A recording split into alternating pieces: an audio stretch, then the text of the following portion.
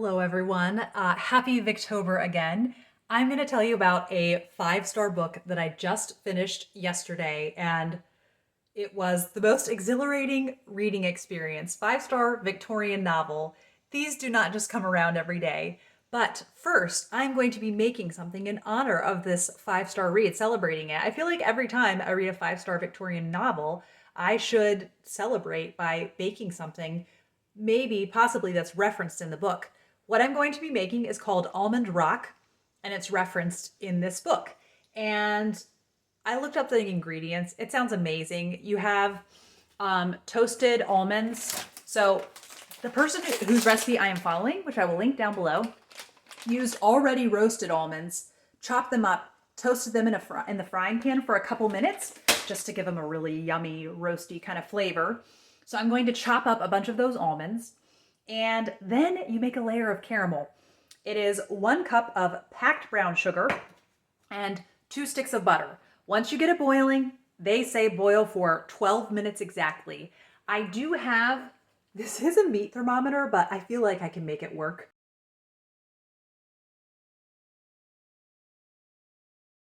I think it's 330 degrees exactly. And you have already put half of the chopped up almonds in this 8 by 11 dish, and then pour the caramel on top. While it's still hot, you then you then put 4 chocolate bars, kind of the length of the dish on top of that. Then more almonds, then the chocolate. Let the chocolate get all melty on the hot caramel, spread it around, put it in the fridge, let it harden, and I cannot wait to make this. Almond rock was referenced in this book, and I thought I must have this once I looked up the ingredients, because I was just like, almond rock, that sounds so interesting. I'm gonna make it. We're gonna see how this goes.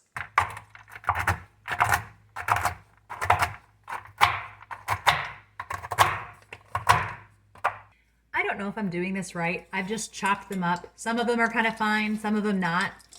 It's what it looked like in the picture. We'll see how this turns out, but I need to chop up some more now because I think I'm basically gonna do the whole bag, but with a few to snack on. Those are all chopped up now. I'm gonna turn on the burner, get the butter melting, and pour in my cup of brown sugar and wait for it to boil for 12 minutes exactly. I am going to toast the almonds now too, not at a very high heat, kind of a medium heat. My butter is almost all the way melted. Once it is melted, then I'll be putting the brown sugar in. I cannot wait to taste how this is all going to be. So also, it's only 3/4 cups of the almonds that are going to go in the first layer under the caramel. I just started the timer because it is now boiling. It smells divine. I have that much time left, but also I looked it up. It's 300 degrees, not 330 Fahrenheit. 300 degrees Fahrenheit. And as the time gets less in that, I think I will be just keeping an eye on this, checking the temperature, but I am not allowed to leave this. I'm just supposed to stir and stir and stir. Otherwise, it will not work. But it was really cool to see it start because at first it just looked like the brown sugar and butter weren't combining, but now they are. I just used a thermometer and there's still that much time left, but I'm already at 310, so I feel like I should pour it out. This doesn't look as light as the stuff in the picture on the website, but I just messed this up. Well, I think I was a little too hasty because you can see over here, this lighter part, I don't know if that looks necessarily like it's supposed to, but over here kind of looks how I was picturing it. That really does not look good. I'm doing this again. I really want yummy caramel. So those almonds are wasted, but I do still have, I think, plenty for the dish that I'm gonna make. And I'm just gonna do it again because I'm not gonna pay attention to the thermometer this time. And I am just going to put on the timer for 12 minutes and stir and stir and stir. And it's gonna be great. Well, this is depressing. It was all going great and I had 40 seconds to go. And I thought for some reason maybe the heat wasn't high enough. So I cranked it up a little bit and I'm pretty sure I've burned the caramel. But I've used up too many nuts now. We're just gonna go with it. Burnt caramel can be a thing, right? I'm just gonna put all the chocolates on. I did lose most of a chocolate bar in the process of the first attempt. All right, I've got to let that get all melty and mix it in and then put the nuts on top. This will now go in the freezer for 20 minutes and harden up. Well, I'd say that is what goes in the complete and utter failure category. The first time I undercooked the caramel, and the second time I overcooked it. What's very frustrating is it was going great the second time around, and I thought maybe I turned down the heat too low, and I think that's what did it. That's when it started smoking. And if I had just stuck with the lower heat, everything was going swimmingly. But it was also looking really good for a couple of minutes. Anyhow, very disappointing. And now I have the taste of burnt caramel in my mouth. That was a very anticlimactic beginning, but I thought I would keep it in for those of you that struggle with cooking and baking sometimes. Projects don't always work out. But it does not hinder my excitement about this book I'm going to tell you about, called In the Roar of the Sea by Sabine Baring-Gould. I have no idea how I found out about this book. I thought it was from one blog where she reads through 100 years of books. She starts in 1850 and goes all the way to 1950. And I thought it was from that, but then I looked, it's not reviewed on there, and I don't know how I heard about it, but I did, and I'm so glad. It was an act of bookish fate. It was positively providential that I found this book, and I cannot wait to tell you about it. Also, firstly, the author I find fascinating. Sabine Baring-Gould was a man of many interests. He spent a lot of time collecting folk songs from around England and put them together into a concise volume. And that was just a big passion of his. And I love that he wants that to be a part of history that is preserved. He also loves studying saints in the church.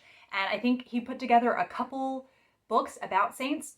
He also has a whole book about, I'm pretty sure it's werewolves, and his kind of where he thinks the legend comes from. But he also wrote a lot of fiction. He has one book, nonfiction, that is about his trip to Iceland. He did write some past the Victorian era, but he has a lot that happened that was published during the Victorian era. He was a traveler. Like I said, he went to Iceland. He was also a vicar at one point, and he was a vicar of a little town in Cornwall. And then eventually he inherited his family's estate, and you can go stay in his house now because it is this beautiful hotel in this little town. And if I ever do travel to Cornwall, you can bet I will be wanting to stay at this hotel. And this book is so special. It is set in Cornwall. Maybe I had Googled book set in Cornwall. I don't know. It's just a puzzle to me how I found it. Anyhow, and what is really lovely about this book is I was really in a reading slump, so I think I'm just extra grateful that it was a great book. And it was just the perfect balance of plot, characterization, and writing to pull me out of my reading slump. It has a lot of twists and turns that happen in it, and I love that it is so plot heavy because it's so gripping. It pulls you in, but it is not to the detriment of the characterization. It has great characterization, and every single character that is in this book is fascinating. And there are some really beautiful passages that at the end of this video, they are passages mostly about the landscape around, which you know I love.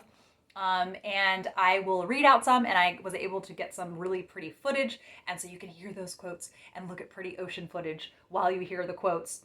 And I just hope you will enjoy the beauty of the writing as much as I did. And it's just stunningly put together. It's just kind of a perfect book. So I'd say it kind of has the atmosphere of Mary Barton or Wuthering Heights. But the special thing about it then is it has a fair amount of humor in it with some of the characters that are really over the top. And so it feels a little bit Dickensian in that sense. But it's got some really dysfunctional relationships, so it feels a bit like Hardy or, again, Bronte books, the dysfunctional relationships. So it's this very unique, special combination, and I adored this from start to finish. I started it and thought, boy, I'm enjoying this. And then as I got further, I was like, I'm really enjoying this, and I keep enjoying it more and more as I read it. but I don't want to get my hopes up that it will be a 5-star read. And eventually, I just realized this is going to be a 5-star read. Once I got to like 80%, I realized there was nothing he could do with the plot that would make it not a 5-star read. And it also helped that the ending was exactly what I would have wished. I would have been okay with multiple endings, but I was hoping for the ending. And this ending that he gave is perfect.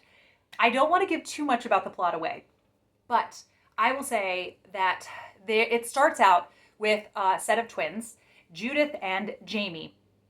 They are 18 years old, and Jamie, the brother, is mentally disabled. And I think his mental age would be around 10 years old maybe, but he and Judith have such a bond, and that was a really beautiful thing while reading this book, is to see the deep love that these siblings have for each other and the lengths that they will go to make sure the other one is safe. And in the very beginning of the book, you meet their father, who is on his deathbed. He is the local vicar, and he tells them, your aunt,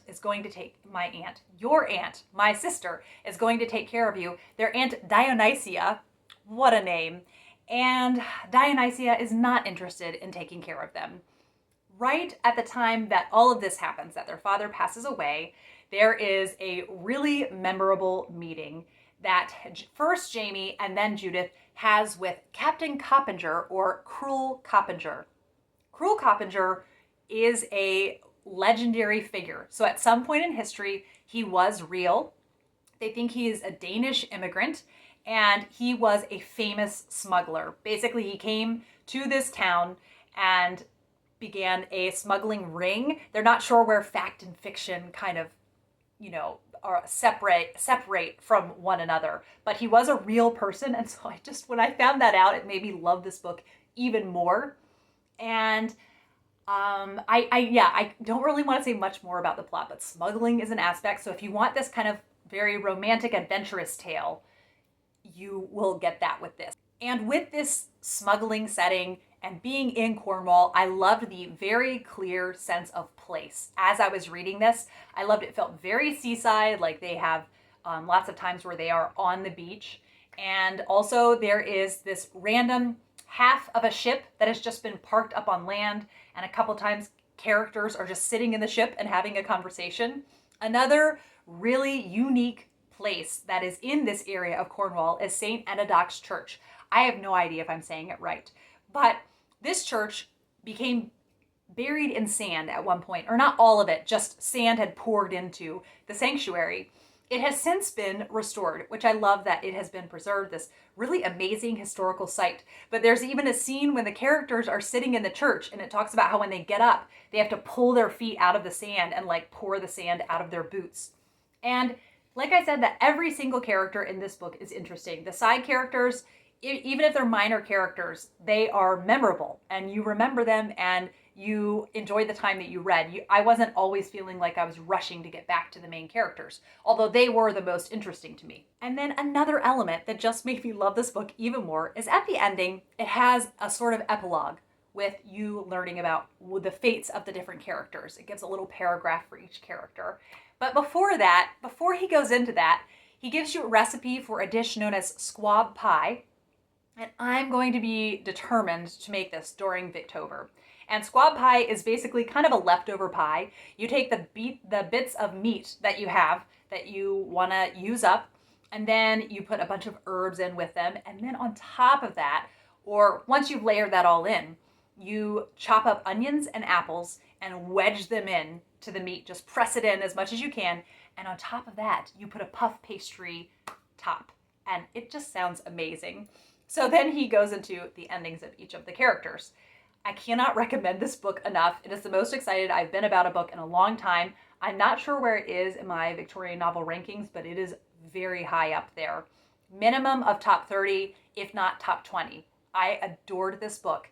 And I have to say that Judith is one of the best characters in Victorian literature that I have read.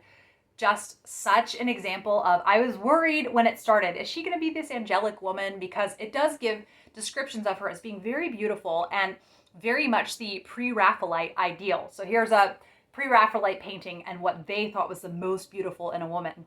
And so this Titian shade of hair and very, very light skin and kind of an ethereal look to them. That was their ideal of beauty. So I thought, oh boy, is she just going to be a skin deep character? And she is not.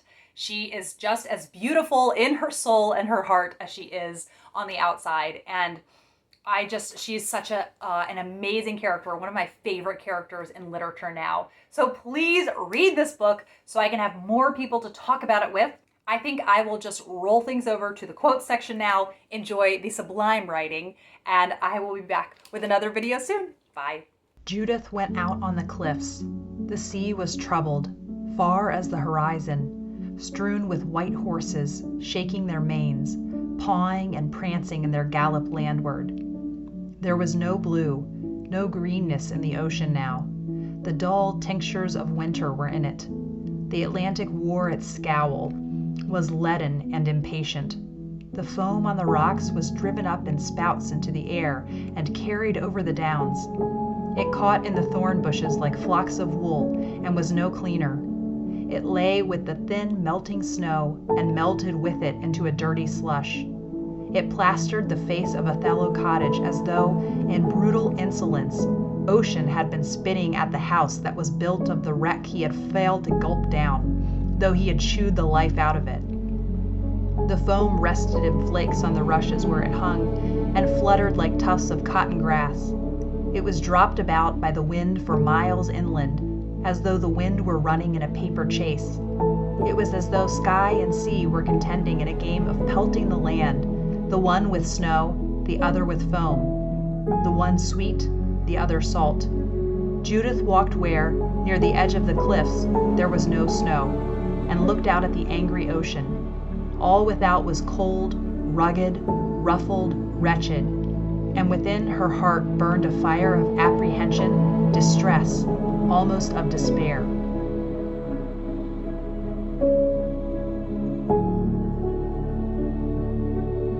The fog all day had been white as wool, and she had noticed how parcels of vapor had been caught and entangled in the thorn bushes as the fog swept by, very much as sheep left flocks of their fleece in the bushes when they broke out of a field. Now that the day set, the vapor lost its whiteness and became ash-gray, but it was not as dense as it had been, or rather, it was compacted in places into thick masses with clear tracts between. The sea was not visible, nor the cliffs, but she could distinguish outbuildings, tufts of firs and hedges.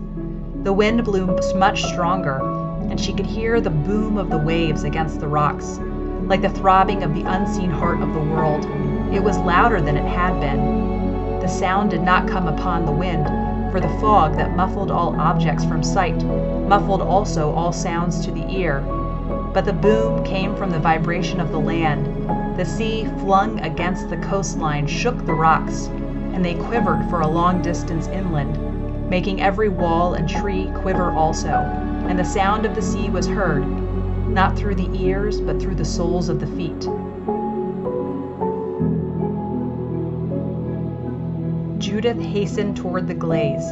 Darkness had set in, but in the north were auroral lights, first a great white halo, then rays that shot up to the zenith, and then a mackerel sky of rosy light. The growl and mutter of the sea filled the air with threat, like an angry multitude surging on, with blood and destruction in their hearts.